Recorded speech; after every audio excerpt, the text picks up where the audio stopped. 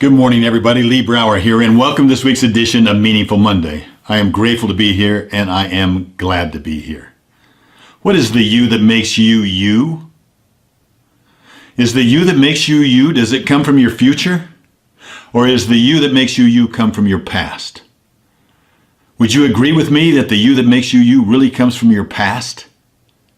And so maybe perhaps it's our past that we need to study to really find this out, to really learn about what it is.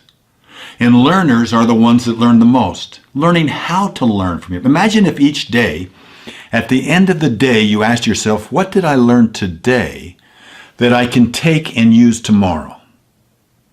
Or what did I learn yesterday that I can use today? The best learners that I've been around, and I've coached a lot of people, are those that are learning so that they can teach it tomorrow. By far, hands down. Hands down. Recently, I had the opportunity to work with an amazing couple, nationally acclaimed in their field, and they come to me with one question. And of all the people that I work with, this is the number one question. But they just put it right to me. And they're 69 years old, both of them. And the basic question was, how do we at age 69, with such our past, how do we in today's world make our future bigger than our past? Well, immediately it hit me. Because you can't have a bigger future if you don't truly understand and haven't harvested the blessings and the benefits of your past. If you've harvested the benefits of your past, which is an exercise we took them through, where we went back all the way to their oldest memory and found experiences, wrote down the learnings that we learned from them, categorized them. Were they wonderful, positive experiences, or were they challenging experiences? And found the commonalities throughout it. Identified certain characteristics that had been there their entire life and what were the stories around them. Then we named them and we gave them a handle. If they were here right now and I said this is an eagle moment, he would know exactly what we were talking about. If I said this was a 5 painting moment, she would know exactly what we're talking about. Or a John Brown moment, or a Zenas moment.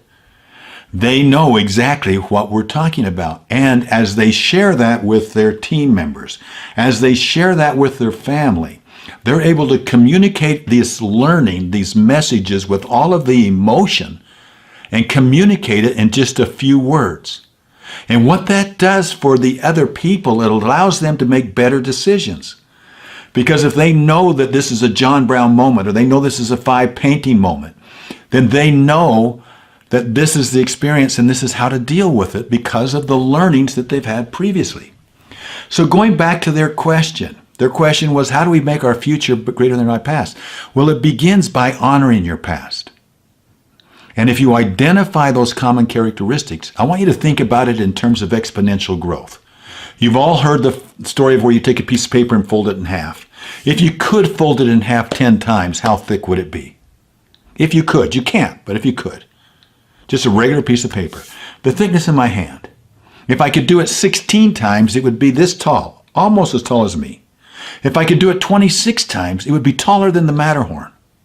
If I could do it 42 times, it would be from here to the moon. If I could do it 50 times, it'd be 3/4 of the way to the sun. So what would it be in the 51st? It would be all the way to the sun and halfway back again. You see, we can't wrap our hands around exponential growth. So when you ask me the question, how can I make my future bigger than my past? Which actually, the question itself comes from The Laws of Lifetime Growth from Dan Sullivan and Catherine Nomura. A great book, you should read it. How can I make my future bigger than my past? Well, if you really understand, if you can capture that experience, if you can capture that John Brown experience, that eagle experience, if you can capture those experiences and all the emotion and transfer that to someone else, and then they transfer it to 2 people, and those 2 people transfer it to 2 people. If they just each one of those just doubled every month for 12 months, that's 8,000 people that your message would go to. 8,000 people that would have a chance to make better decisions based upon your work and the work that you've done. So my challenge to you, always make your learning greater than experience. Is there anything in your life that you can't learn from? Can you start now by asking yourself at the end of each day or at the beginning of the next day, whichever works best for you, what have I learned today that I can teach tomorrow or that I can use tomorrow? Or what did I learn yesterday that I can use today or teach today? If you'll develop that mindset, you will empower your past to create and attract your future. You won't have to chase it. Have a meaningful week. I look forward to talking to you next week. Bye-bye.